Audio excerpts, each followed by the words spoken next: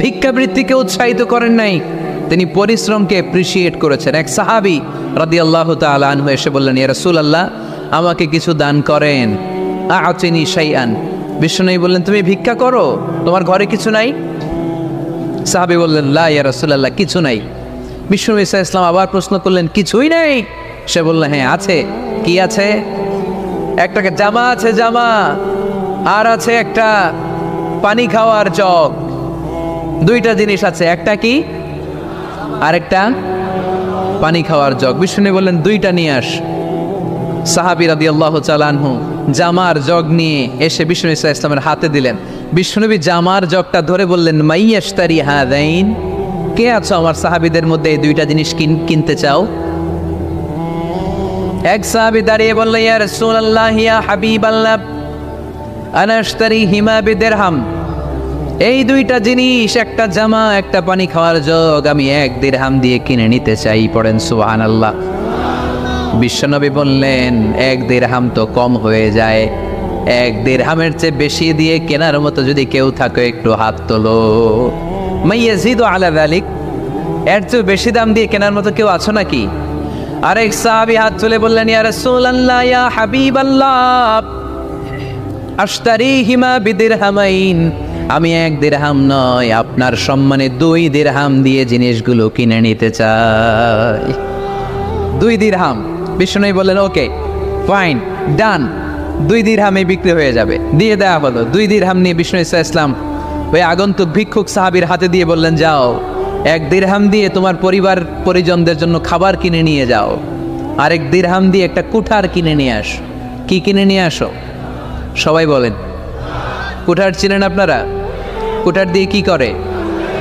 গাছ কাটে। ওই সাহাবী আর 1 দিরহাম দিয়ে একটা কুঠার কিনে নিয়ে আসলেন। বিশ্বনবী সাল্লাল্লাহু আলাইহি ওয়াসাল্লাম নিজ হাতে ওই কুঠারের একটা হাতল লাগাই দিলেন। সুবহানাল্লাহ পড়তে পারলেন না মজা করে? হাতল ছাড়া কুঠার ধরা যায়? ধরা যায় না। বিশ্বনবী কাঠের একটা হাতল লাগাই দিলেন। এই হাতলটা দিয়ে বিশ্বনবী বললেন, try to imagine the attitude of the last messenger Muhammad sallallahu, he changed the world for subhanallah পড়েন, he was Muhammad sallallahu alayhi wasallam। বিশ্বনবী নিজ হাতে ওই সাহাবীর কুঠারের ভেতরে একটা হাতল লাগাই দিলেন। ঘটনা মনে আছে নাকি নাশিদ শুনে ভুলে গেছেন? ঘটনা মনে আছে সবার? তিনি হাতল লাগাই দিলেন আর বললেন, যাও, গায়ে শক্তি আছে, তাগড়া যুবক, এই কুঠার নিয়ে জঙ্গলে যাও, জঙ্গলে যে কাঠ কাটো, লাকড়ি বানাও, বাজারে যে বিক্রি করো। লা ইয়াহতাতিবা আহাদুকুম হাজমাতান ফি যাহরিহি খায়রুম মিন আই ইয়াসআলা আহাদান ফায়ু'তিয়াহু আও ইয়ামনাহু। যাদের গায়ে জোর আছে, শক্তি আছে, পরিশ্রম করে লাকড়ির বোঝা পিঠে নিয়ে বাজারে বিক্রি করা অনেক ভালো কারো কাছে হাত পাতার চেয়ে। কারণ তুমি হাত পাতলে লোকজন তোমার দিতেও পারে, নাও দিতে পারে, কিন্তু পরিশ্রম কখনো বৃথা যায় না।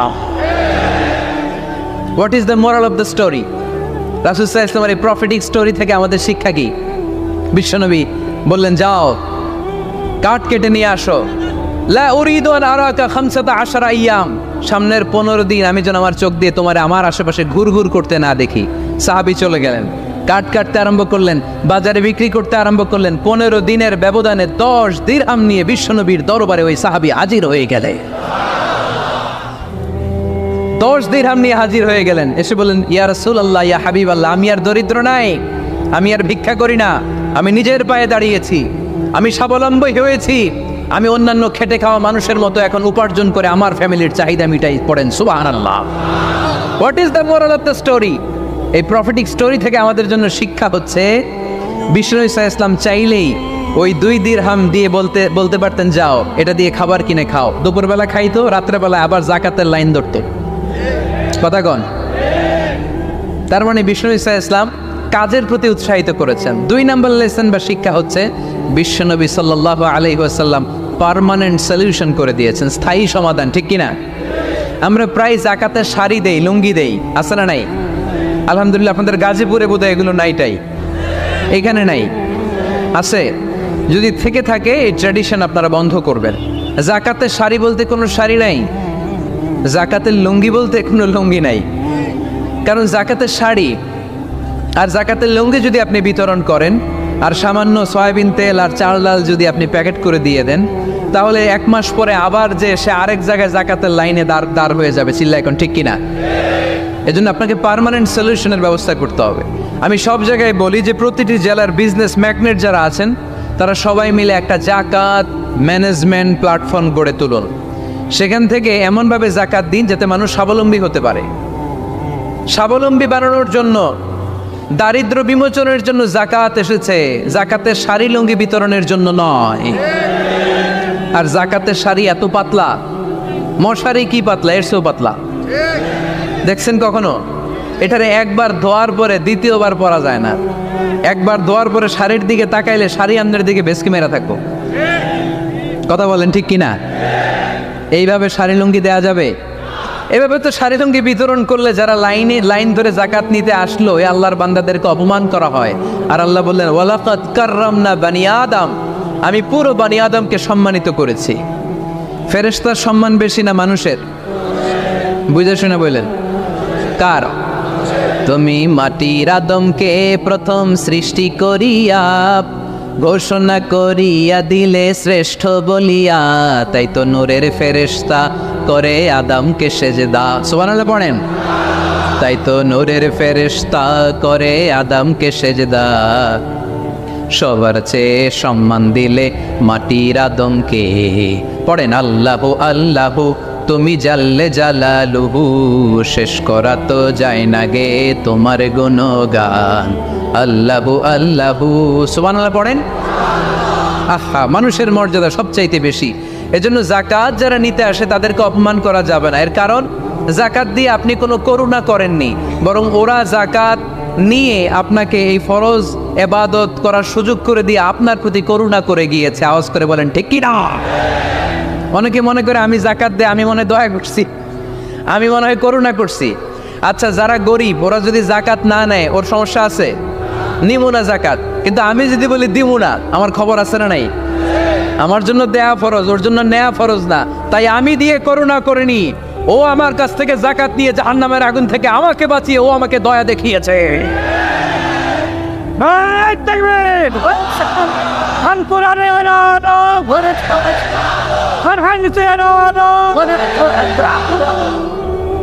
এজন্য জাকাত দারিদ্র বিমোচনের জন্য। কিভাবে জাকাত দিবেন? আপনি জাকাতের টাকা দিয়ে খেয়াল করবেন, একটু ক্রস চেক করে নিতে হবে, ডবল চেক করে নিতে হবে। যেই ফ্যামিলিতে জাকাত দিবেন কর্মক্ষম উপার্জনের মতো করতে পারে এরকম ছেলে আছে কিনা, থাকলে ওর একটা অটো রিক্সা কিনে দেন, সিএনজি কিনে দেন। ওই সিএনজি চালিয়ে ওর ফ্যামিলিটা দিব্যি চলে যাবে, ঠিক কিনা? ওর একটা অস্ট্রেলিয়ান গাভী কিনে দেন, ওই গাভীর দুধ বিক্রি করে ফ্যামিলিটা স্বাবলম্বী হয়ে যাবে, ঠিক কিনা? লক্ষ্মীপুরে আমি ওয়াজ করলাম, বলল হুজুর আমরা এভাবে একটা জাকাত ম্যানেজমেন্ট প্ল্যাটফর্ম গড়ে তুলেছি।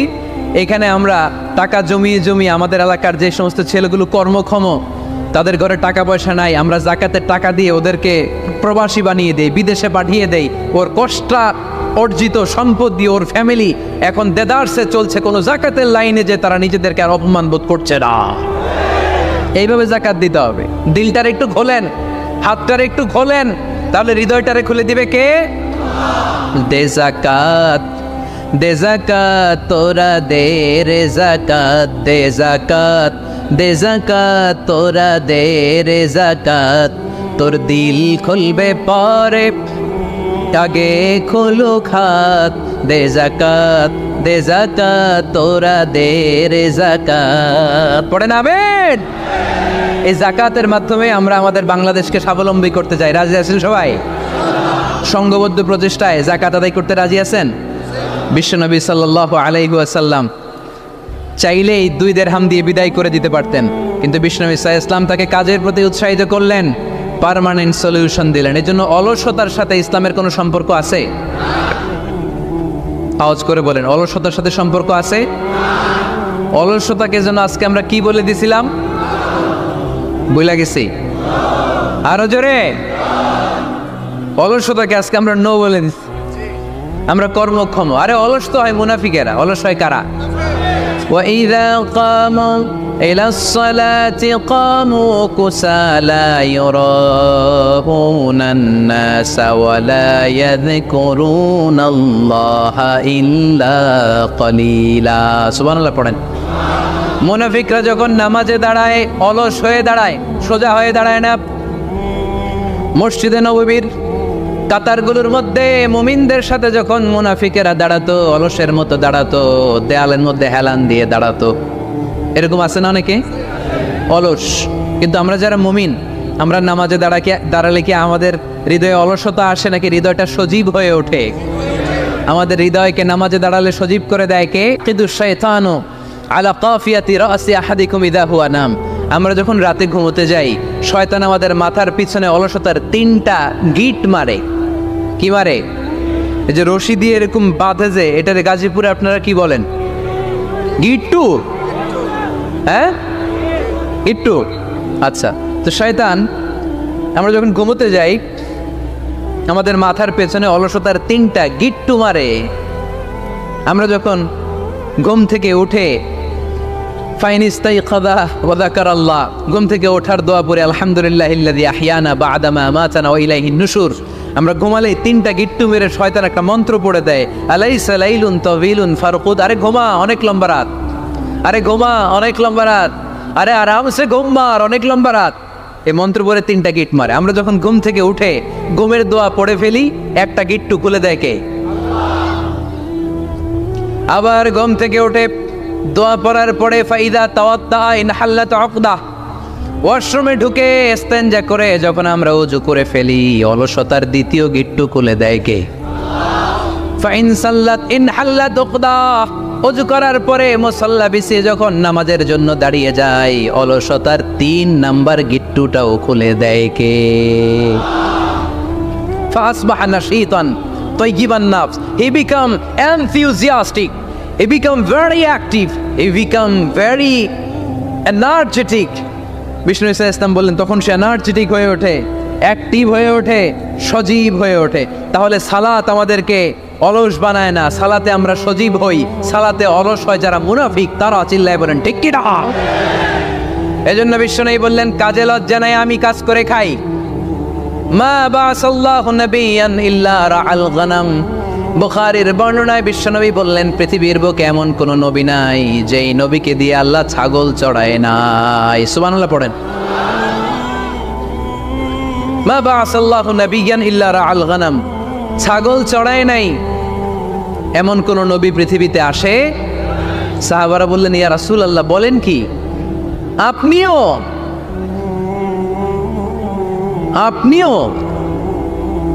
আপনিও ছাগল চড়িয়েছেন? বিষ্ণু বললেন নাম, নাম, আমিও।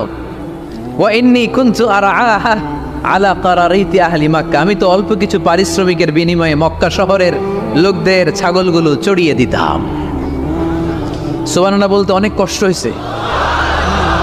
বিশ্বনবী ছাগল চড়িয়ে খেতেন। কি নবী ছিল আমার! আহা, এত সুন্দর মানুষ, এত পরিচ্ছন্ন মানুষ, ছাগল চড়াতেন। অহংকার করতেন না, বিশ্বনবীর অহংকার ছিল না। সুবহানাল্লাহ পড়েন। শুধু কি বিশ্বনবী? সব নবীকে দিয়ে আল্লাহ ছাগল চড়িয়েছেন। কারণ ছাগল হচ্ছে খুব টেরা একটা প্রাণী, তাই না? ছাগল এত টেরা, ছাগলের গলার রশি ধরে যদি আপনি ডানে টান দেন, এটা কোন দিকে যাবে? বায়ে টান দিলে, সামনে টানলে, পিছনে টানলে পারা যায় কিছু? ভাবলেন সারা সপ্তাহ ব্যস্ত থাকি, আজকে আমার ছুটি, আমিও গোসল করি, এটারও গোসল করাই। রশি ধরে আপনি পুকুরে নামাবেন, এটা ওর বাপের কিরা এমনি দাঁড়াবে, ঠিক কিনা? ওরা টেনে নামানো যায় না। এর কারণ ওর নাম কি? কথা কয় না। এজন্য আমরা বলি পাগলে কিনা কয়, ছাগলে কিনা খায়। ও বুঝে না তো, ওর ভালো চাইলে ও বুঝতে চায় না। আল্লাহ বুঝাতে চাইলেন নবীরা ছাগল চড়াও, সবচেয়ে টেরা প্রাণী। ছাগল চড়ায় তোমাদেরকে ট্রেনিং পিরিয়ড শেষ করছি, কারণ এরপরেও ছাগলের চেয়ে আরেকটা টেরা প্রাণী আছে মানব জাতি, এদেরকে চড়াইতে হবে। যদিও মানুষ আশরাফুল মাখলুকাত, কিন্তু মানুষের মধ্যে ছাগলের চেয়ে টেরা কিছু আছে না নাই? উলাইকা কাল আনআম বাল হুম আদাল, এরা ছাগল নয়, এগুলো ছাগলের চেয়েও নিকৃষ্ট। চিল্লায় বলেন ঠিক কি না? এমন কোন নবী নাই যেই নবী ছাগল চড়ায় নাই। সুবহানাল্লাহ পড়তে হবে। সব নবীরা কাজ করে খেয়েছেন। সৈয়দনা আদম আলাইহিস সালাম, ইব্রাহিম আলাইহিস সালাম চাষাবাদও করেছেন। সৈয়দনা মুসা আলাইহিস সালাম চাষ করেছেন। দাউদ আলাইহিস সালাম নিজ হাতে বর্ম বানিয়েছেন, ছুরি বানিয়েছেন। আওয়াজ করে পড়েন সুবহানাল্লাহ। তাহলে কাজে কোনো লজ্জা আছে? লজ্জা কিসে? আর আজকের মাহফিল থেকে অলসতাকে আমরা কি বলে দিয়েছি? কাজের সময়, নামাজের সময় কাজে কোনো লজ্জা নেই। বিশ্বনবী সাল্লাল্লাহু আলাইহি ওয়াসাল্লাম কাজ করে খেতে বলেছেন। প্রিয় ভাইয়েরা, বেশিরভাগই এখানে ফ্যাক্টরি ওয়ার্কার। আপনারা হাত তুলে আমাকে জানান দিয়েছেন শুরুতে। কর্মজীবী মানুষদেরকে বিশ্বনবী এত ভালোবাসতেন, মেহনতি মানুষদেরকে এত পছন্দ করতেন। বিদায় হজের ভাষণেও বাদ যায়নি মেহনতি মানুষদের কথা। তিনি বলেছেন, খবরদার খারাপ আচরণ করবে না। নিজেরা যা খাবে তাদেরও তা খাও, নিজেরা যা পড়বে তাদেরকেও তা পড়াবে। আতুল আজিরা আজরাহু ক্বাবলা আইয়াজিফা আরাকু, সুনানি ইবনে মাজার হাদিস। শ্রমিকের ঘাম শুকিয়ে যাওয়ার আগে তার পারিশ্রমিক দিয়ে দাও। আবার বিশ্বনবী বললেন, খবরদার সালাসাতুন আনা খাসমুহুম, কিয়ামতের দিন 3 শ্রেণীর ব্যক্তির বিরুদ্ধে আমি আল্লাহ নিজে মামলা দায়ের করবে। এক শ্রেণীর ব্যক্তি হচ্ছে রাজুলুন ইস্তাওফা আজিরান, ইস্তাআজারা আজিরান ফাস্তাওফা মিনহু ওয়া লাম ইউতি আজরা। যে ব্যক্তি শ্রমিক ভাড়া করে কাজ করালো কিন্তু তার টাকা দেয় নাই, তার পারিশ্রমিক দেয় নাই, আল্লাহ বলেন কিয়ামতের দিন তোর বিরুদ্ধে আমি দাঁড়াবো। I will be against you in the day of judgement. কেউ তোরে কিয়ামতের দিন সাহায্য করে ছুটাতে পারবে? এজন্য খবরদার, শ্রমিকদের সাথে খারাপ আচরণ করবেন না। আবার শ্রমিক ভাইরাও যারা আছেন, আপনাদের ডিউটি যত ঘন্টা ঠিক তত ঘন্টাই পালন করতে হবে, তা না হলে কিন্তু আপনাদের উপার্জন হালাল হবে না। বিশ্বনবী সাল্লাল্লাহু আলাইহি ওয়াসাল্লামের সাথে বিশ্বনবী সাল্লাল্লাহু আলাইহি ওয়াসাল্লামের কর্মচারীর কি ঘটেছিল এই ঘটনাটা বলেই আজকে আমরা শেষ করব। আওয়াজ করে পড়েন ইনশাআল্লাহ। আমরা অনেকে মাইক পেলে বড় বড় ভাষণ দেই, কাজের মেয়েদের সাথে খারাপ আচরণ করবেন না, শ্রমিকদের অধিকার, নারীদের অধিকার, বড় বড় এরকম বক্তব্য আছে না নাই? বিশ্বনবী শুধু শ্রমিকদের অধিকারের কথা বক্তব্যের মধ্যে সীমাবদ্ধ রাখেন নাই, ওনার ব্যক্তিগত জীবনেও এগুলো পাবেন।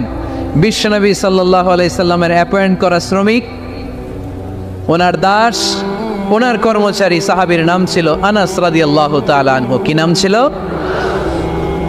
উনি বিশ্বনবীর ব্যাপারে কি কমেন্টস করছে আমরা শুনে আজকের আলোচনার ইতি টানবো। আওয়াজ করে পড়তে হবে ইনশাআল্লাহ। সাধারণত কর্মচারীরা মালিকের বিরুদ্ধে ভালো কথা বলে, ইল্লা মাশাআল্লাহ। অনেক মালিক আছে অনেক ভালো, তাদের ব্যাপারে আবার ভালো বলে। সাধারণত কারো ব্যাপারে যদি আপনি তথ্য নিতে চান, আপনি তার ওয়াইফের কাছ থেকে তথ্য নেন, তার কর্মচারীর কাছ থেকে নেন, তার বাড়ির দারোয়ান থেকে নেন, তার ঘরের কাজের মহিলার কাছ থেকে নেন, তার ড্রাইভারের কাছ থেকে নেন, তাহলেই তার ব্যাপারে আসল সব তথ্য বের হয়ে আসবে। দেখুন বিশ্বনবীর কর্মচারী বিশ্বনবীর ব্যাপারে কি বলে। সাহাবীর নাম সবাই বলতে হবে, সাহাবীর নাম রাদিয়াল্লাহু তাআলা আনহু। উনি বললেন, বিশ্বনবী যখন মক্কা থেকে মদিনায় হিজরত করলেন, হাজার হাজার মদিনাবাসী বিশ্বনবীর সাথে দেখা করতে গেল। যারাই দেখা করে সবাই বিশ্বনবীর হাতে কিছু না কিছু হাদিয়া দেয়। যারাই দেখা করে হাতে করে বিশ্বনবীর হাতে কিছু না কিছু দিয়ে দেয়। সুবহানাল্লাহ পড়ে। তাহাদাও তাহাব্বু, একে অপরকে হাদিয়া দিবেন, মহব্বত বাড়াই দিবে কে? হাজব্যান্ড স্ত্রীকে গিফট করবেন, স্ত্রী আবার হাজব্যান্ডকে গিফট করবেন, বন্ধু বন্ধুকে গিফট করবেন, গার্লফ্রেন্ড আবার বয়ফ্রেন্ডের গিফট করতে যায় না। তাহলে ভেজাল আছে না নাই? চেক এন্ড ব্যালেন্স করতে হবে। আমি প্রায় বলি, ভালোবাসবেন জায়গা মতো, স্ত্রীকে ভালোবাসলেও সওয়াব আছে না নাই? স্ত্রীর সাথে অন্তরঙ্গ সময় কাটালেও সওয়াব আছে না নাই? কিন্তু এই সময় যদি শালীর সাথে কাটান, ঝামেলা আছে না নাই? ভাবির সাথে কাটালে ভেজাল আছে না নাই? যারাই বিশ্বনবীর সাথে দেখা করে সবাই বিশ্বনবীর হাদিয়া দেয়। সাইয়েদনা আনাস রাদিয়াল্লাহু তাআলা আনহু বর্ণনা করেন, আমার আম্মা যেন দেখা করতে আসলেন আমাকে নিয়ে, আমি ছোট্ট আনাস। আমার আম্মা জান দেখলেন, লাম ইউবকি রাজুলুন ওয়া লাম রাআতুন মিনাল আনসার ইল্লা আতহাফাকা বিতুহফাতিন ইয়া রাসূলুল্লাহ। আমার আম্মা এসে বলে, ও রাসূলুল্লাহ, মদিনার যারাই আপনার সাথে দেখা করতে আসলো সবাই এসে আপনারে হাদিয়া দেয়, ওয়া ইন্নী লা আকদিরু আলা মা উতহিকুকা বিহি, ও নবী আমার তেমন কোনো সাধ্য নাই যে আমি আপনারে হাদিয়া দেব, আমার কাছে কোনো টাকা পয়সা নাই। ছোট্ট ছেলে আনাস নিয়ে এসে বলল, ইয়া রাসূলুল্লাহ, মদিনার সব লোকের আপনার সাথে দেখা করে আর হাদিয়া দেয়, আমি গরিব মানুষ, আমি আপনারে কি হাদিয়া দেব গো নবী? আমার তো হাদিয়া দেওয়ার মতো কিচ্ছু নাই, ইল্লা ইবনি আদা, আমার নাড়ছেড়া দন, আমার কলিজার টুকরা সন্তান এই আনাস ছাড়া আমি আমার কলিজার টুকরা সন্তান আনাস রে আপনারে হাদিয়া দিয়ে দিলাম। খুদ আদা, ইয়া রাসূলুল্লাহ, আমার সন্তান আনাসকে আপনি নেন, ইয়াখদুমুক মা বাদালাক, সে যদ্দুর পারে আপনারে খেদমত করবে। সাইয়েদনা আনাস বলেন, সেদিন থেকে আমি বিশ্বনবীর খাদেম, কি আর খেদমত করব, নবীর মেসওয়াক এনে দেই, জামা এনে দেই। 10 বছর খেদমত করার পরে বিশ্বনবীর খাদেমের মুখে শুনুন বিশ্বনবী কেমন আচরণ করতেন সাইয়েদনা আনাস রাদিয়াল্লাহু তাআলা আনহুর সাথে। সাইয়েদনা আনাস বলেন, খাদিমতু রাসূলুল্লাহি 10 সিনিন, 10টি বছর আমি আমার বিশ্বনবীর পেয়ারা নবীর খেদমত করলাম। ফামা দারাবানি, একদিনের জন্য বিশ্বনবী আমার গায়ে হাত তোলে নাই, পড়েন সুবহানাল্লাহ। ওমা সাব্বানি, একদিনের জন্য আমার গালি দেয় নাই, বকা দেয় নাই। ওমা আবাসা ফি ওয়াজহি, একদিনের জন্য বিশ্বনবী বিরক্তির চেহারা নিয়ে আমার দিকে তাকায় নাই, ব্রু কুচকে এরকম আমার দিকে তাকায় নাই। আমরা রেগে গেলে, বিরক্ত হলে কি করি? আমাদের ব্রুগুলো কুচকে যায়।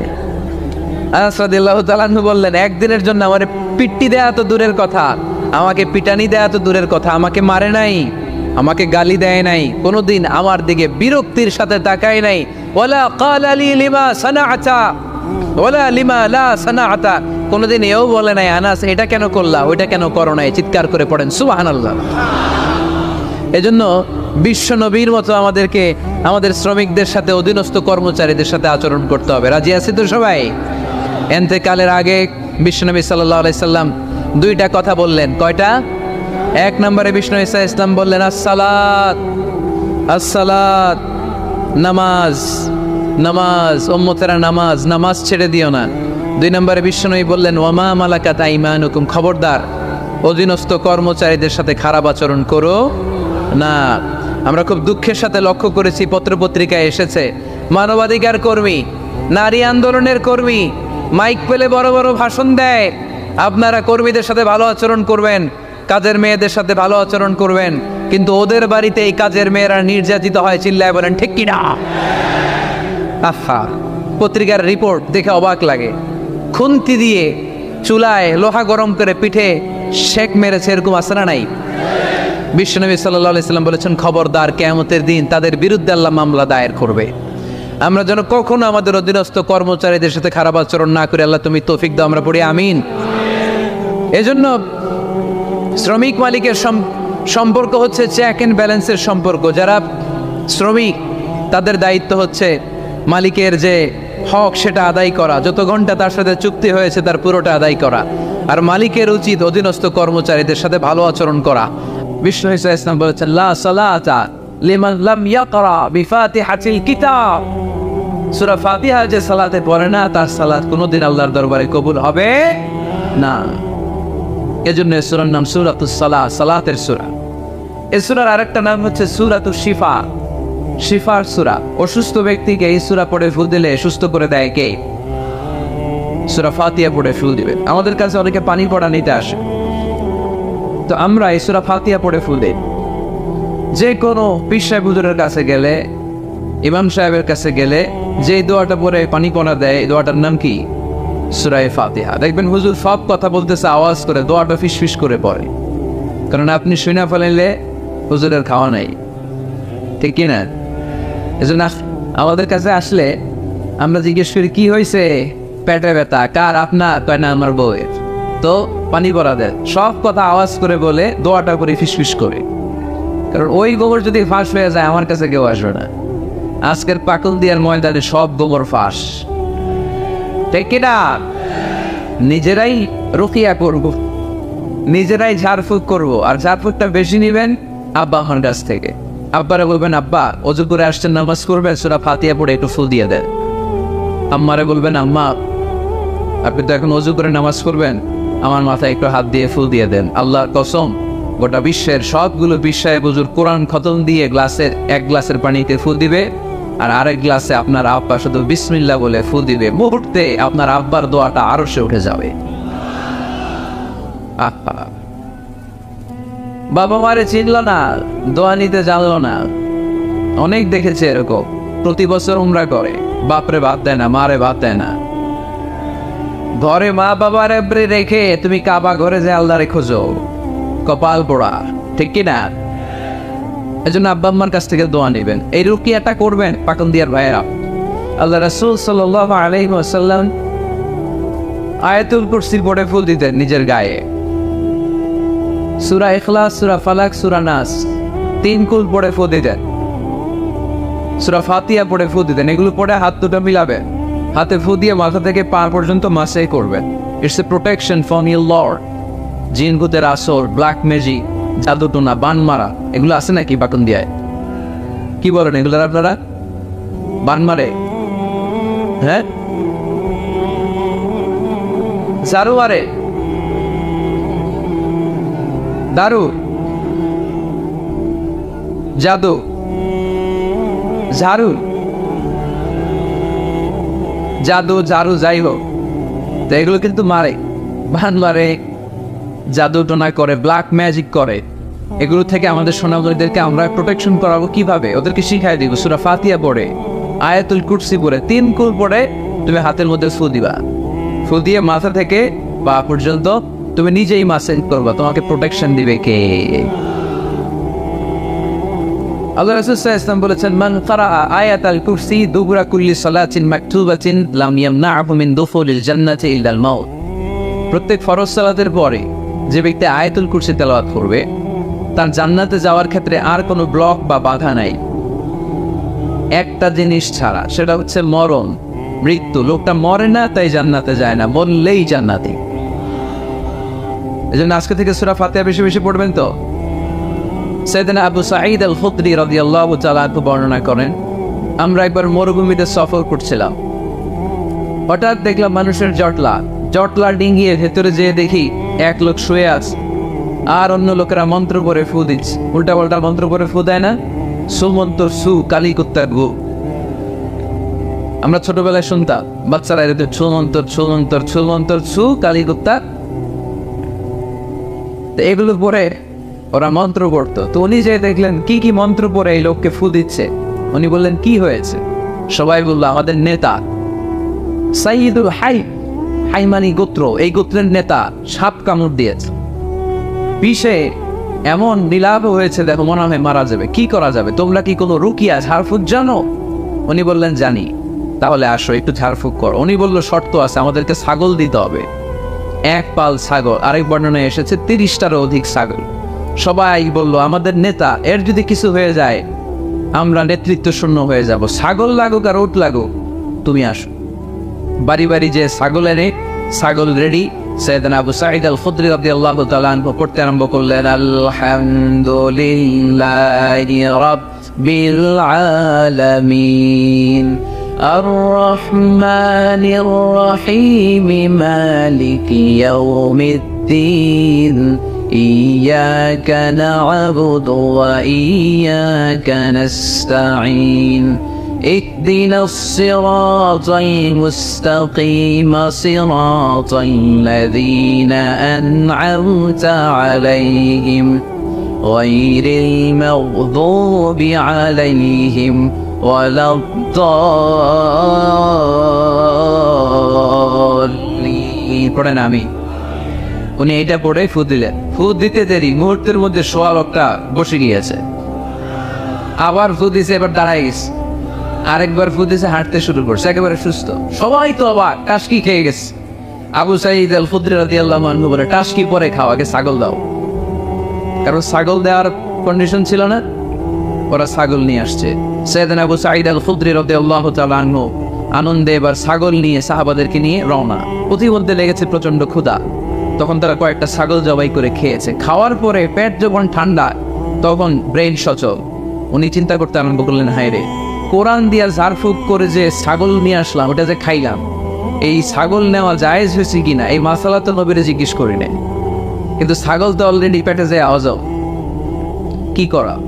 মদিনাতে যে জিজ্ঞেস করবো, মদিনায় যেই আল্লাহ রাসূল সাল্লাল্লাহু আলাইহি ওয়াসাল্লামের দরবারে যে জিজ্ঞেস করলেন, ইয়া রাসূলুল্লাহ, এমন এমন ঘটনা, ঝাড়ফুঁক করে আমরা ছাগল এনেছি, এটা কি জায়েজ হয়েছে?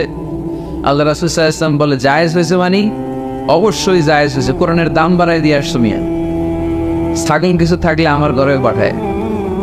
সুবহানাল্লাহ পড়তে বলে না? ওয়ালাকাদ আতাইনাকা, বুখারীর হাদিস, ওয়ালাকাদ আতাইনাকা সাবআম মিনাল মাসানি ওয়াল কুরআনুল আযীম। নবী হে, নিত্য পাঠনীয় সপ্তবাক্য দিয়েছি, যেই দোয়া পড়ে ফু দিতে দেরি অসুস্থ ব্যক্তি সুস্থ হতে দেরি হয়। এজন্য আল্লাহ ইরশাদ করেন, অনুনাজ্জিলু মিনাল কুরআনি মা হুয়া শিফাউ ওয়া রাহমাতুল লিল মুমিনিন ওয়া লা ইয়াজিদু যালিমিনা ইল্লা খাসারা। এই কোরআনকে আমি শিফা হিসেবে নাযিল করলাম, এই কোরআনকে আমি রহমত হিসেবে নাযিল করলাম, এই কোরআনকে আমি তোমাদের জন্য হেদায়েত হিসেবে নাযিল করলাম। তোমাদের কোরআন রহমত এনে দিবে, বরকত এনে দিবে, শিফা এনে দিবে, কিন্তু জালেমদেরকে কিছু এনে দিবে না। ঠিক কি না? ওয়ালা ইয়াজিদিল যালিমিনা ইল্লা খাসারা। জালিমদের অকল্যাণ করবে, জালিমদের কল্যাণ নাই এই কোরআনে। জালিম যদি হেদায়েতের নিয়তে কোরআন পড়ে তাহলে কল্যাণ পাবে, তা না হলে কল্যাণ পাবে না। তো এখন থেকে আমরা যদি অসুস্থ হয়ে যাই, যেই সূরাটা পড়ে আমরা ঝাড়ফুঁক করবো, সূরাটার নাম আরো জোরে বলেন, ফাতিহা। এই সূরাটা কোরআনের ধারাক্রম অনুসারে 1 নম্বর সূরা, নাম্বার 1। কয় নাম্বার? 1 নম্বর। এই সূরাটা মক্কাতুল মুকাররমায় নাযিল হয়েছে, তাই এটি মাক্কি সূরা। কি সূরা? মাক্কি সূরা। এই সূরার আয়াত সংখ্যা 7টি। কয়টি? এবার আমি প্রশ্ন করব, আপনারা উত্তর করবেন আওয়াজ করে। সূরার নাম, ক্রমিক নাম্বার, আয়াত সংখ্যা। সূরাটা মাদানী। কি সূরা? মনে থাকবে তো? আসলে প্রতিদিন এই সূরাটা পড়ি, এই সূরাটার তাৎপর্য কি, মর্মবাণী কি আমাদের জানার দরকার আছে না? কিন্তু আমরা অনেকেই জানি না। জানি আরব বিশ্বে দেখবেন, ওনারা যখন তারাবির সালাত পড়ে, আযাবের আয়াত আসলে কাঁদে। পাকুন দিয়ে আপনারা কাঁদেন? জান্নাতের আয়াত আসলে দরাজ গলায় তেলাওয়াত করে। আপনারা কি করেন? আমরা করি না। কারণ ওনারা কি পড়ছেন সেটা তাৎপর্য আর মর্মবাণী ওনারা অনুভব করছেন। গত বছরের আগের বছর না, গত বছর আমি হজে শাইখ আব্দুর রহমান আসুদাইসির পেছনে নামাজ করলাম। উনি যখন সূরা কুরাইশ তেলাওয়াত করছেন, ফালিয়াবুদু রাব্বা হাযাল বাইত, এটা বলে তিনি কেঁদে দিলেন। কারণ উনি অর্থ বুঝতে পেরেছেন, আয়াতের অর্থ ফালিয়াবুদু রাব্বা হাযাল বাইত, এই কাবা ঘরের মালিক আল্লাহর ইবাদত করো, এই ঘরের রবের ইবাদত করো। আর ওই ঘরের সামনে দাঁড়িয়ে উনি ইমাম, উনি ওই ঘরের সামনেই দাঁড়া আর করতেছে এই ঘরের রবের ইবাদত করো। এটা যখন অনুভব করলেন, উনি আর নিজেকে ধরে রাখতে পারলেন, উনি কান্না জুড়ে দিলেন। উনার পেছনে আমরাও কাঁদতে লাগলাম, কারণ ইমাম যেদিকে মুসল্লিও সেদিকে। উনিও কাঁদে, আমরাও কাঁদি, কারণ অর্থ বুঝতেছি তো। আবার জান্নাতের আয়াত আসলে এমন সুরের ঝংকার তুলে তিনি তেলাওয়াত করে, মনে হচ্ছে যেন এখনই উপর থেকে রহমত নাজিল হচ্ছে। ঠিক কি না? আমরা যখন তারাবির সালাত পড়ি, আমাদের কখন যে আযাবের আয়াত গেল, কখন যে জান্নাত গেল, আর কোন দিক দিয়ে জাহান্নাম গেল, কোন দিক দিয়ে ইউসুফ নবীর কাহিনী গেল, কোন দিক দিয়ে আমার নবীর ঘটনা গেল, কিছু টের পাই। শুধু আমরাই টের পাই না এমনটা না, যিনি পড়াচ্ছে উনিও টের পায়। ঠিক কিনা? এজন্য আমাদের চোখ দিয়ে দাঁড় দাঁড় করে পানি নামে না, আমরা অশ্রুসিক্ত হই না। জান্নাতের আয়াত আসলে আমাদের মজা লাগে না, কোরআনটারে মজা লাগাইতে হবে। ঠিক কিনা? আত-তাজির আস-সাদুক আল-আমিন মা'আন নাবিয়্যিন ওয়াস সিদ্দীকিন ওয়াশ শুহাদা'i ওয়াস সালিহিন। আমানতদার সত্যবাদী ব্যবসায়ী কিয়ামতের দিন নবীদের সাথে, শাহীদদের সাথে, সিদ্দীকিনদের সাথে, সৎ কর্মশীল ব্যক্তিদের সাথে দাঁড়িয়ে যাবে। চিৎকার করে পড়েন সুবহানাল্লাহ। এজন্য নতুন নতুন যত আইডিয়া আছে এগুলো আমাদের মাথা থেকে বের করতে হবে, তাহলেই আমাদের ব্যবসায় বরকত দিবে কে? সম্মানিত সুধী, তাই বলছিলাম আমরা নিজের পায়ে দাঁড়াতে চাই, আমরা কিছু করে দেখাতে চাই, আমরা স্বাবলম্বী হতে চাই, পরিশ্রম করতে হবে। পরিশ্রমের কোনো বিকল্প নেই। There is no alternative way to struggle struggle তোমাকে করতেই হবে। কেউ তোমাকে তোমার জন্য স্পেস তৈরি করে দিবে না। এই পৃথিবীতে কেউ কাউকে জায়গা দেয় না, এই পৃথিবীতে এসে জায়গা করে নিতে হয়। চিৎকার দিয়ে বলো ঠিক কিনা? হুঙ্কার দিয়ে পৃথিবীবাসীকে জানিয়ে দিতে হয় আমি এসেছি। মায়ের পেট থেকে যখন আমরা বেরোই আমরা কি বলি? ওয়াও ওয়াও বলে নিজের অস্তিত্বের জানান দেই যে আমি এসেছি, এই পৃথিবীতে আমি জায়গা করে নিতে এসেছি। Life is not a bed of roses. এই পৃথিবী ফুলের বিছানো সজ্জা নয়। এখানে কষ্ট করতে হবে, পরিশ্রম করতে হবে, ঘাম ঝরাতে হবে। পরিশ্রমের ঘামে যে লোনা পানি থাকে, ওই লোনা পানিতে জন্ম নেয় সফলতার বীজ। এজন্য পরিশ্রম করতে হবে। সব নবীরা পরিশ্রমী ছিলেন, সব নবীরা কাজ করেছেন। সূরা জুমার এই 10 নম্বর আয়াতে আল্লাহ তাআলা আমাদেরকে মোটিভেট করে শিখাতে চেয়েছেন যে স্বাবলম্বী হও, নিজের পায়ে দাঁড়াও, কাজের সময় কাজ, নামাজের সময় নামাজ। আজকে এই স্লোগানটা এই মাহফিলের শুরুতে, মাঝখানে, শেষে বারবার বলে আমরা মুখস্থ করে নিয়ে যাব। কাজের সময় সবাই বলেন নাই তো? সবাই বললে তো এই প্যান্ডেল কাঁপতে শুরু করবে। কাজের সময় এইভাবে আওয়াজ করতে হবে, পারা যাবে? নামাজের সময়, কাজের সময়, নামাজের সময়, সিনেমা দেখার সময় দেখা যাবে না? কাজের সময়, নামাজের সময়, এটা মনে থাকবে? মুখস্থ করা যাবে তো? আল্লাহ রাব্বুল ইজ্জা সূরাতুল জুমার 10 নম্বর আয়াতে মূলত আমাদেরকে এই মেসেজটাই দিতে চেয়েছেন। কাজের সময় কাজ, নামাজের সময়।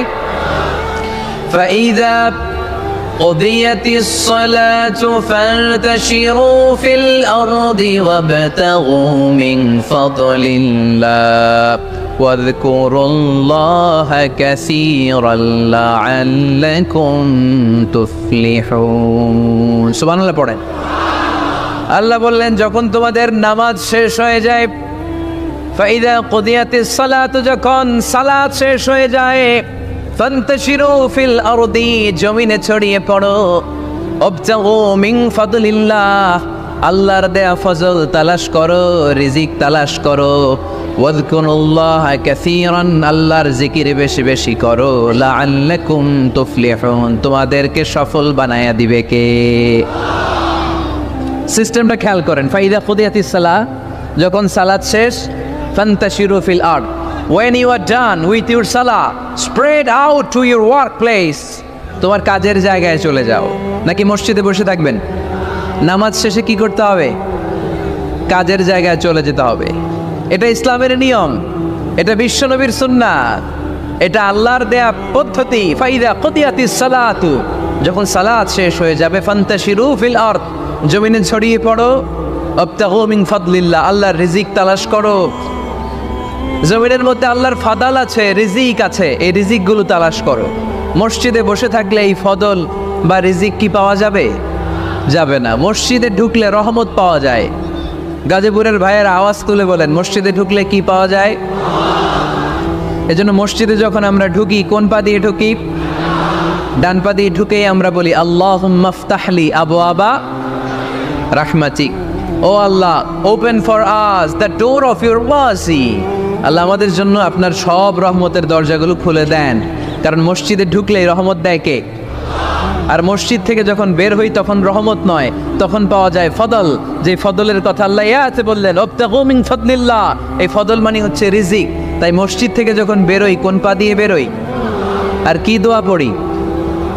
আওয়াজ করে বলেন, আল্লাহুম্মা ইন্নী আসআলুকা মিন ফাদলিক, মানে হে আল্লাহ আমি আপনার কাছে আপনার ফদল চাই, রিজিক চাই। দুনিয়ার কেউ রিজিক দিতে পারে না, রিজিক দিতে পারে কে? এই রিজিক আমি আপনার কাছে চাই। আবার আল্লাহ বললেন, হুয়াল্লাযী জাআলা লাকুমুল আরদা যালুলান ফামশু ফি মানাকিবিহা ওয়া কুলু মির রিজকি ওয়া ইলাইহিন নুশুর। তিনি তো এমন সত্তা যিনি তোমাদের জন্য জমিনটারে বানিয়েছেন সাহালাতুল মাসালিক, সহজে হাঁটা যায়, চলা যায়, চারা বীজ রোপণ করা যায়, চাষাবাদ করা যায়। আল্লাহ বললেন জমিনের আনাচে কানাচে ঘুরে বেড়াও, জমিনের মধ্যে তোমাদের জন্য রিজিক রেখে দিয়েছে কে? এই জমিনের সব জায়গায় রিজিক আছে। আপনি জমিনের পাহাড়ে যাবেন, পাহাড়েও রিজিক আছে। জানেন পাহাড়ে কি চাষ হয়? হ্যাঁ, জুম চাষ হয়। বাংলাদেশের পাহাড়ে জুম চাষ হয়, আর মালয়েশিয়ার পাহাড়গুলোতে সব চাষ হয়। মালয়েশিয়া একটা জায়গা আছে ক্যামেরুন হাইল্যান্ড, ভাই গেছিলেন নাকি? ৬,০০০ ফিট উপরে, ঠান্ডা, প্রচণ্ড ঠান্ডা। আমি প্রায়ই যাই, ওখানকার চা বাগানের স্নিগ্ধ হাওয়া আমাকে টানে খুব, বাতাসটা খুবই ক্লিন, ভাল লাগে। ওই ক্যামেরুন হাইল্যান্ডে ৬,০০০ ফিট উপরে ওরা করেছে ফুলের বাগান, ফলের বাগান, চায়ের বাগান, স্ট্রবেরির বাগান, মধুর চাষ করে। আর এই ৬,০০০ ফিট উপরে এই ভেজিটেবলস আইটেমগুলো দিয়ে তারা পুরো মালয়েশিয়ার খাদ্যদ্রব্যের যত সংকট, সব সংকট তারা দূরীভূত করেছে। সুবহানাল্লাহ পড়েন। তো ওনারা পাহাড়ের উপর চাষ করে, আর আমরা সমতল জায়গায় চাষ করতে চাই না। চাষাবাদ করতে আমাদের লজ্জা লাগে। কি লাগে? যুবক ভাইয়েরা, কাজে কোনো লজ্জা নেই। কাজে কি নেই? পরিশ্রমে লজ্জা নেই। লজ্জা হচ্ছে অলসতায়, লজ্জা হচ্ছে অকর্মণ্যতায়। আমরা কাজ করে খেতে চাই, পরিশ্রম করে খেতে চাই। রাজি আছো সবাই? এখন অনেকে রুফ গার্ডেনিং করে। রুফ গার্ডেনিং মানে ছাদের, বাসার ছাদের উপরে কি সুন্দর পেঁপে গাছ, আম গাছ। আমি নিজে দেখেছি, নিজেরা খায়, আশেপাশের প্রতিবেশীদের সবাইকে দেয়, বাজারে বিক্রিও করে। নিউ আইডিয়া, রুফ গার্ডেনিং করো।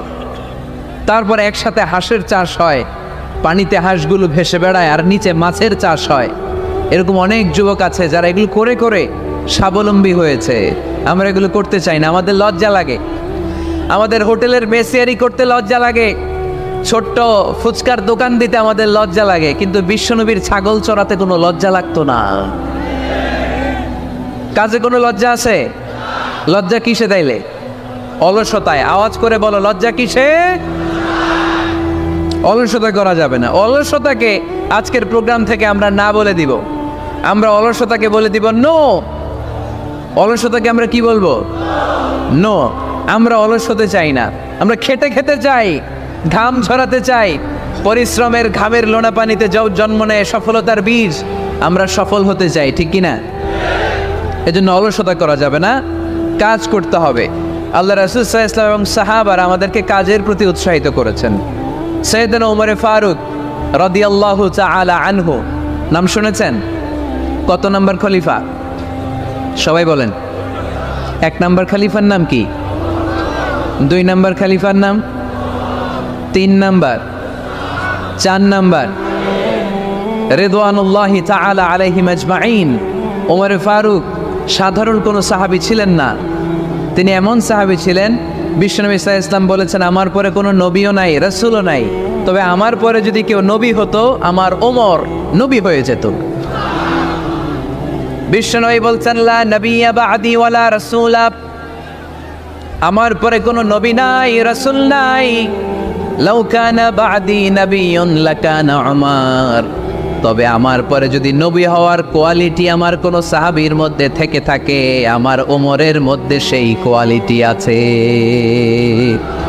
প্রভু তুমি বলেছ রাসূল দেবে না, বলনি দেবে না ওমর, বলনি দেবে না হামজা তারি, খালিদ বিজয়ী সমর। প্রভু তুমি বলেছ রাসূল দেবে না, বলনি দেবে না ওমর, বলনি দেবে না হামজা তারি, খালিদ বিজয়ী সমর। প্রভু তুমি বলেছ রাসূল দেবে না। সুবহানাল্লাহ পড়েন।